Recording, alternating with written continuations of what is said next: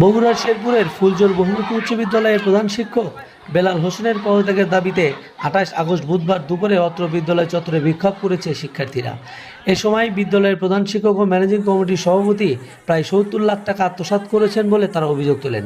শিক্ষার্থীরা জানায়, দীর্ঘদিন ক্ষমতার জোরে ওই বিদ্যালয়ের ম্যানেজিং কমিটির সভাপতি হিসেবে নিযুক্ত ছিলেন ওই ইউনিয়নের চেয়ারম্যান ও সুগাট ইউনিয়ন আওয়ামী লীগের সাধারণ সম্পাদক মনিরুজ্জামান জিন্না। সে সময় প্রধান শিক্ষক বেলাল হোসেনের যোগসাজশে গত 2022 সালের জুন থেকে 2024 সালের মে মাস পর্যন্ত সহকারী প্রধান শিক্ষক, ল্যাব সহকারী, নিরাপত্তা কর্মী, অফিস সহায়ক ও আয়া পদে নিয়োগ দিয়ে প্রায় 63 লাখ টাকা বিদ্যালয়ের উন্নয়ন কাজে ব্যয় করার কথা বলে গ্রহণ করেন। কিন্তু উক্ত টাকার একটি টাকাও বিদ্যালয়ের উন্নয়নে ব্যয় না করে সব টাকা আত্মসাৎ করেছেন তারা।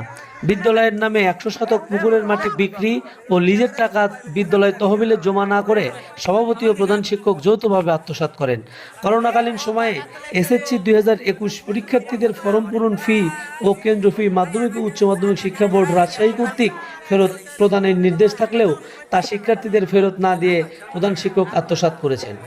গত 2023-2024 অর্থবছর পিবিজিএইচআই স্কিমের আওতায় ফুলজোর বহুমুখী উচ্চ বিদ্যালয়ের হিসাব নম্বরে 5 লাখ টাকা অনুদান প্রাপ্ত হন। তার আংশিক ব্যয় করে অবশিষ্ট টাকা প্রধান শিক্ষক আত্মসাৎ করেছেন। বিদ্যালয়ের শিক্ষার্থীদের আইডি কার্ড প্রদানের লক্ষ্যে গত 2020 সালে 150 টাকা করে 350 জন শিক্ষার্থীর কাছ থেকে গ্রহণ করে প্রায় 52,000 টাকা প্রধান শিক্ষক আত্মসাৎ করা সহ বিভিন্ন প্রকার অনিয়ম করেছেন। ছাত্র জনতার আন্দোলনের ফলে আওয়ামী লীগ সরকারের পতন হলে ওই শিক্ষা প্রতিষ্ঠানের শিক্ষার্থীরা দুর্নীতিগ্রস্ত প্রধান শিক্ষক ও ম্যানেজিং কমিটির সভাপতির পদত্যাগের দাবিতে ক্যাম্পাসে বিক্ষোভ মিছিল করেন। প্রশাসন ও এলাকাবাসীর কাছে দাবি জানিয়ে শিক্ষার্থীরা বলেন, বিদ্যালয়ের যত টাকা লুট করা হয়েছে সকল টাকা বিদ্যালয়ের ফান্ডে জমা দিতে হবে এবং এসব কাজে জড়িত যারা তাদেরকে আইনের আওতায় এনে সর্বোচ্চ শাস্তি প্রদান করতে হবে। এদের দাবি না মানা পর্যন্ত তারা আন্দোলন চালিয়ে যাবে বলেও হুঁশিয়ারি দেয়। এই রিপোর্ট লেখা পর্যন্ত 29 আগস্ট বৃহস্পতিবার শিক্ষার্থীদের বিক্ষোভ অব্যাহত রয়েছে।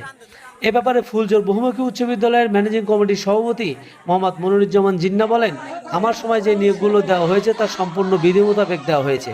এছাড়াও টাকা আত্মসাতের কোনো ঘটনা ঘটেনি। এ ব্যাপারে ফুলজোর বহুমুখী উচ্চ বিদ্যালয়ের প্রধান শিক্ষক বেলাল হোসেনের সাথে ফোনে একাধিকবার যোগাযোগ করা হলে তার ফোন বন্ধ পাওয়া গেছে।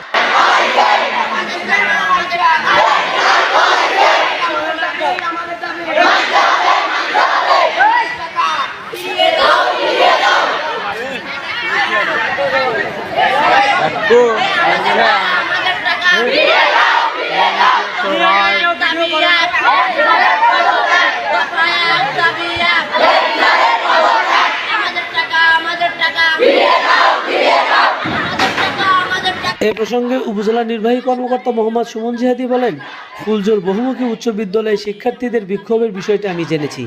এভাবে জোর করে কাউকে পদত্যাগে বাধ্য করা যাবে না। ছাত্ররা একটি লিখিত অভিযোগ দিলে একটি তদন্ত কমিটি করে দেওয়া হবে। তদন্ত কমিটির প্রতিবেদন সংশ্লিষ্ট শিক্ষা মন্ত্রণালয়ে প্রেরণ করার পর পরবর্তীতে দোষীদের বিরুদ্ধে ব্যবস্থা গ্রহণ করা হবে। আপাতত এলাকাবাসীকে পরিবেশ শান্ত করার জন্য অনুরোধ করা হয়েছে।